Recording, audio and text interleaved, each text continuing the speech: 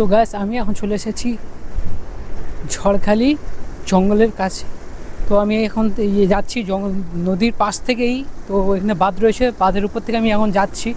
তো দু সাইডে দেখতে পাচ্ছ কাঁটা বনের গাছ রয়েছে দু সাইডে, আর দু সাইডে দেখতে পাচ্ছ কাঁটা বনের গাছ, আর তার মাঝখান থেকে আমি এই রাস্তা আছে ওখান থেকে যাচ্ছি। তো দু সাইডে আমার এই সাইডে দেখতে পাচ্ছ জঙ্গল রয়েছে, আর এই সাইডে দেখতে পাচ্ছ এখানে জঙ্গল রয়েছে, দেখতে পাচ্ছ এখানে জঙ্গল আছে। তো এই পাশে দেখতে পাচ্ছ এই পাশটাই পুরো জঙ্গল রয়েছে।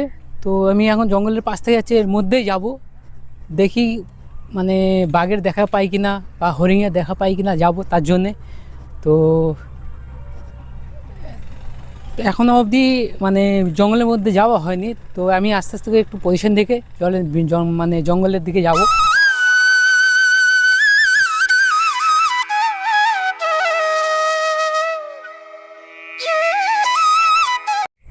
তো এই দেখতে পাচ্ছ এটা হচ্ছে মানে ঝড়খালি জঙ্গল। তো দেখতে পাচ্ছ আমি জঙ্গলের মধ্যে যাচ্ছি এখন।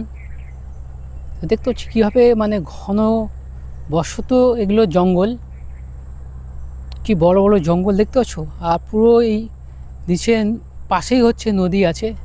তো আস্তে আস্তে করে আমি ভিতর দিকে যাচ্ছি, যে তোমাদেরকে সবটাই দেখাবো, সঙ্গে থেকো।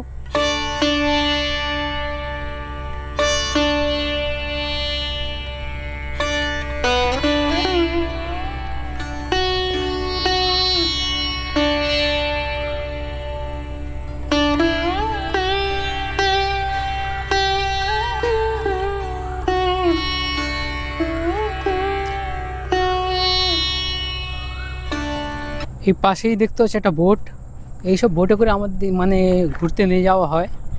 ঝড়খালি আসবে তো কীভাবে আসবে, তোমরা যদি আসো শিয়ালদা থেকে, তো শিয়ালদা থেকে ক্যানিং লোকাল ধরে চলে আসবে ক্যানিং স্টেশন। তো ক্যানিং স্টেশন থেকে বাইরে বেরিয়ে ওখান থেকে বাস পাওয়া যাচ্ছে, বাস অটো টোটো সবই আসছে।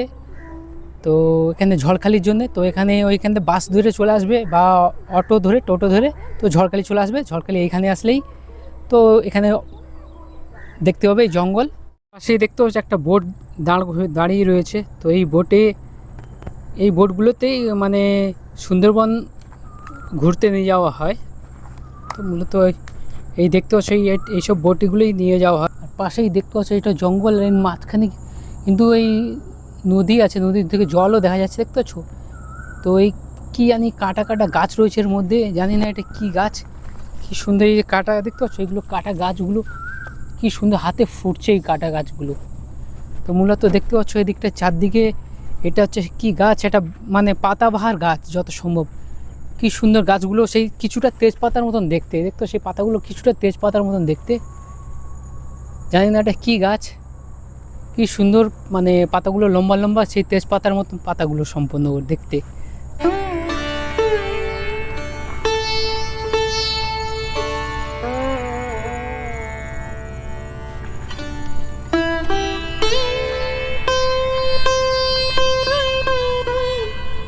আস্তে আস্তে করে আমি হাঁটতে হাঁটতে আগের দিকে যাচ্ছি, দেখি নদীর দিকটাই।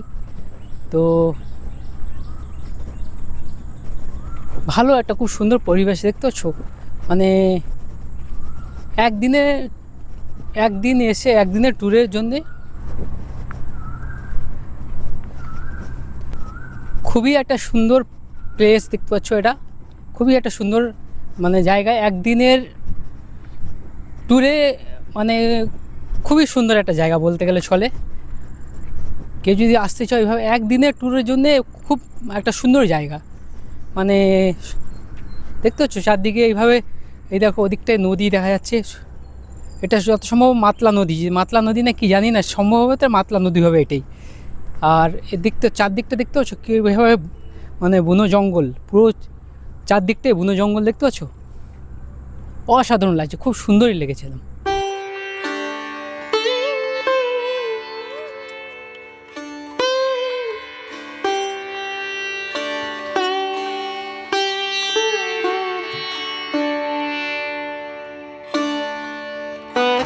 এর চেয়ে আগে আর যাওয়া যাবে না, এর আগে ওই মানে কাদা রয়েছে আর জল, মানে যেহেতু এখন ভাটা চলছে, তো এর আগে আর যাওয়া যাবে না। তো এই পর্যন্ত, এর আগে আমাকে যেতে হলে কাদায় নামতে হবে।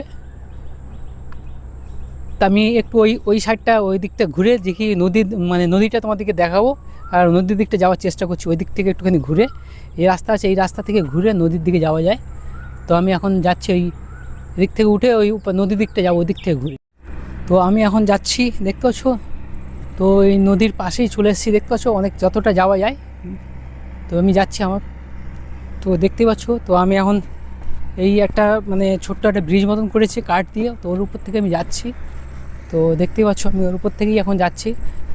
তো যতটাই দেখানো যায় তোমাদেরকে দেখানোর চেষ্টা করছি আমি, খুবই নদীটা কাছ থেকে। আর দেখতে পাচ্ছ, আর এই যে নদীটা জল এখন যেহেতু কম, জোগাড় না ভাটা এখন জানি না, জলটা যেহেতু এখন কম আছে অনেকটাই। এই পাশেই দেখতে পাচ্ছ 3টে নৌকো আছে, সব যত সম্ভব এখন জোয়ার আসলে এনারা যাবে হয়তো মাছ ধরতে। তো এখন যেহেতু শুকনো জায়গায় বসে রয়েছে, দেখতে পাচ্ছ এখানে। তো এখন জল ফল নেই, তার জন্য হয়তো এনারা রেস্ট নিচ্ছে এখন। তো এই জাল ফাল সব এর মধ্যেই রয়েছে। তো এনারা যাবে হয়তো মাছ ধরতে জোয়ার আসার পর। আর এই সামনেই দেখতে পাচ্ছ, এটা হচ্ছে এই নদী, এই নদীতেই মাছ ধরা হয় যত সম্ভব। আর দেখতে পাচ্ছ চারদিকটা, এই যে সামনে দেখতে পাচ্ছ জঙ্গল পুরো, কি সুন্দর, ঘন বসত জঙ্গল, দেখতে পাচ্ছ। সবুজ, কি সুন্দর, যেদিকতেই চোখ যাবে অত দূর চোখ যাচ্ছে সবুজ সবুজ একদম, এত খুব ঘন জঙ্গল, দেখতে পাচ্ছ। আর নদী মাঝখানে, নদী তো পাড়টাই হচ্ছে জঙ্গল। তার জন্য দুপাশে জঙ্গলের মাঝখানে অংশটা দেখতে পাচ্ছ, এটা মাঝখান থেকে নদী বয়ে যাচ্ছে। এটা হচ্ছে মাতলা নদী। হঠাৎ আমি শুনতে পেলাম কি বাঘ, জঙ্গল থেকে বাঘ চলে এসছে এই পাশের গ্রামে। তো এখন আমরা সেই পাশের গ্রামে যাওয়ার উদ্দেশ্যে এখন যাচ্ছি আমরা। তো সঙ্গে থাকো, সবই কিছু তোমাদেরকে দেখাবো। তো এখন এই এখান থেকে 5 থেকে 7 মিনিটের রাস্তা। তো আমরা যেহেতু এখন গাড়ি নিয়ে যাচ্ছি, তো আমরা রাস্তার মধ্যে আছি। তো ভিডিওটা কন্টিনিউ দেখতে থাকো। তো ফাইনালি আমরা এখন পৌঁছে গেছি। তো এই দেখতে পাচ্ছ বাঘ, এই যে একাই উনি ছুটে বেড়াচ্ছে, দেখতে পাচ্ছ। এটা হচ্ছে জঙ্গল থেকে বার হয়ে, নদী পার হয়ে লোকালিটির মধ্যে ঢুকে গেছে। তো এখানে দেখছো এটা হচ্ছে ধান খেতি, আর এই কচু বাগান দেখতে পাচ্ছ, কচু বাগানের মধ্যে ঢুকে যাচ্ছে, আবার বেরিয়ে যাচ্ছে ওখান থেকে। তো দেখতে পাচ্ছ এখানে এটা হচ্ছে পুরো ধান খেতি আছে, মাঠে একাই ঘুরে বেড়াচ্ছে, কি অবস্থা করছে দেখতে পাচ্ছ। আর কাদা হয়ে অবস্থা, কি অবস্থা।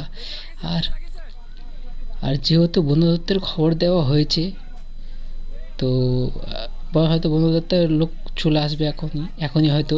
তো এনাকে ধরার জন্যে হয়তো চলে আসবে আর কিছু সময়ের মধ্যে। তো দেখতে পাচ্ছ ওই চলে এসছে বন দপ্তরের লোক। তো ফাঁদ পাতা হচ্ছে ওনাকে, খাঁচা দিয়ে ধরার জন্যে। তো দেখতে পাচ্ছ এখানে একা চারদিকে ঘুরে বেড়াচ্ছে। তো এই পাশে দেখতে পাচ্ছ ধান খেতি, এগুলো ধান খেতির মধ্যেই চলে এসছে চারদিকটা, কীভাবে একা ঘুরে বেড়াচ্ছে চারদিকে, দেখতে পাচ্ছ। আর প্রচুর লোক হয়েছে দেখার জন্যে, দেখতে পাচ্ছ কীভাবে ছুটছে, ভয়ও লাগছে, রিক্স, আর প্রচুর রিক্স। মাঝে মাঝে উনি হচ্ছে ক্লান্ত হয়ে যাচ্ছে, দেখতে পাচ্ছ, ক্লান্ত হয়ে বসেও যাচ্ছে, আবার উঠে আবার হাঁটাচলা করছে। এইটা হচ্ছে সুন্দরবনের রয়্যাল বেঙ্গল টাইগার, দেখতে পাচ্ছ, অসাধারণ অসাধারণ, দেখতে পাচ্ছ। ও একাই পুরো মাঠটাই রাজ করে বেড়াচ্ছে। তো অনেকটা দেখতে পাচ্ছ, হঠাৎ কিরকম এমনভাবে লাফিয়ে লাফিয়ে যাচ্ছে, কীভাবে ভয় লাগছে, দেখতে পাচ্ছ। এই পাশে কুকুর ছিল, কিরকম ছুটে পালিয়ে যাচ্ছে, দেখতে পাচ্ছ। তো আর আর লোকজন, অনেক লোকজন আছে তো দূর থেকে সব, তার কারণে ও বাঘ আরও ভয়ও পেয়ে যাচ্ছে নিজে, তার কারণেই পালানোর চেষ্টা করছে, যেহেতু পালাতেও পারছে না। তো দেখতে পাচ্ছ এখানে উনি থেকে থেকে ক্লান্ত হয়ে যাচ্ছে, শরীরটা দুর্বল হয়ে যাচ্ছে পুরো।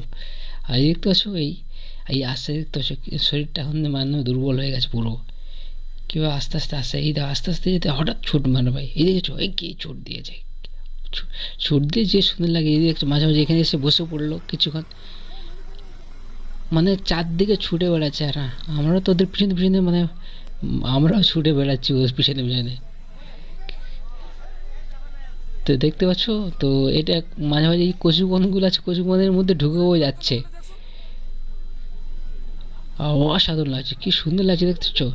মানে এই যে বাঘটাকে সামনাসামনি কাছ থেকে দেখতে পাবো, মানে এরকম কোনো সময় হয়তো ভাবতেও পারে না যে হঠাৎ এরকম দেখতে পাবো। হঠাৎ শুনতে পেলাম ওখানে, তো আমরা চলে আসলাম এখানে।